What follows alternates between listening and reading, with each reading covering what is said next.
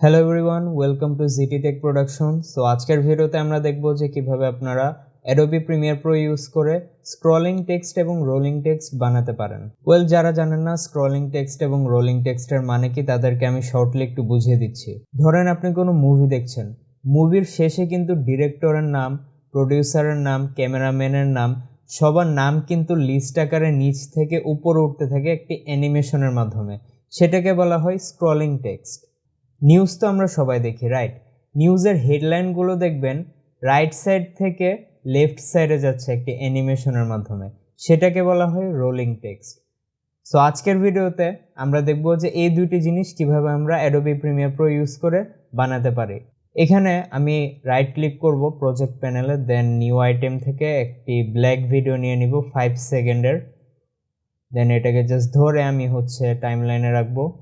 আমি এটাকে একটু জুম করে নিচ্ছি এখান থেকে। ওকে, সো আমাদের ভিডিওটা 5 সেকেন্ডের। এখানে আপনারা ডিউরেশন দেখতে পাচ্ছেন।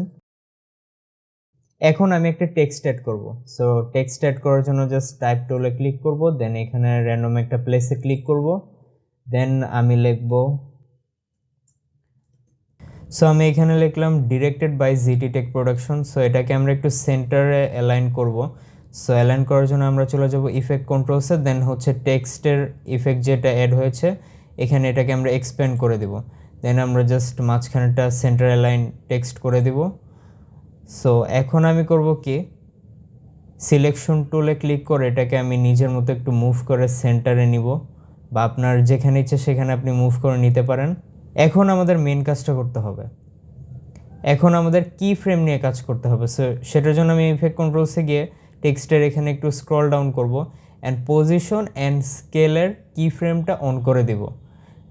বাট অন করার আগে আমাদের আরেকটি কাজ করতে হবে, সেটা হচ্ছে যে আমাদের এই টেক্সটটাকে ফ্রেমের বাইরে নিতে হবে।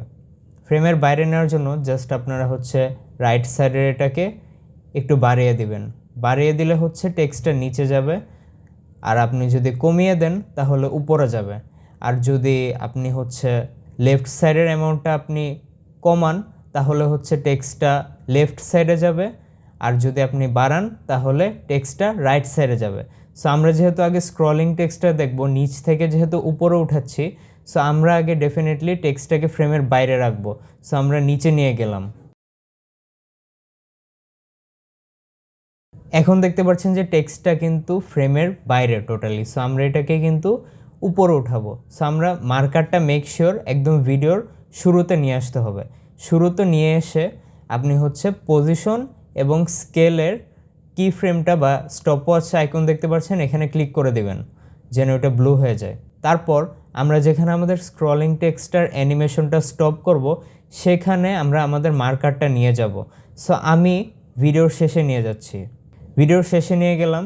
অ্যান্ড এখন আমরা করব কি, আমরা টেক্সটটাকে আবার উপরে উঠে দেব। সো টেক্সটটাকে উপরে ওঠানোর জন্য জাস্ট আমি রাইট সাইডের অ্যামাউন্টটা একটু কমাবো, নিজের মতো কমাবো, এবং উপরে এমনভাবে নিয়ে যাব যেন এটা ফ্রেমের বাইরে চলে যায়। সো আমাদের কাজ শেষ। So now let's play the video.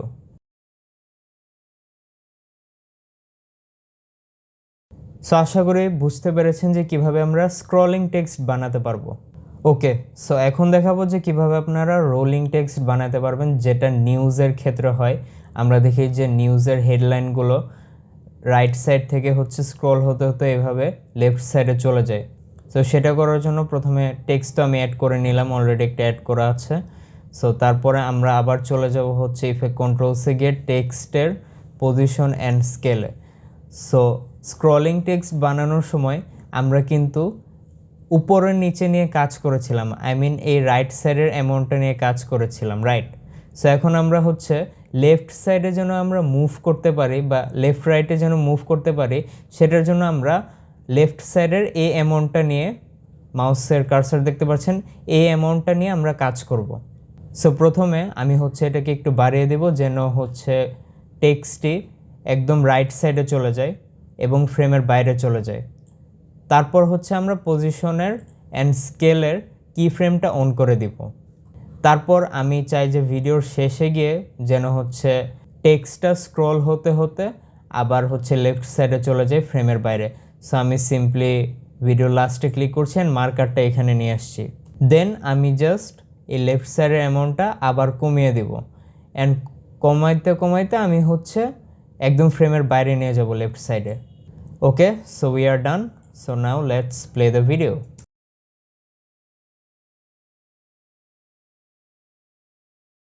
It looks very cool, right? Okay, so আশা করি আপনারা বুঝতে পেরেছেন যে কিভাবে আমরা স্ক্রলিং টেক্সট এবং rolling text Adobe Premiere Pro use করে বানাতে পারবো।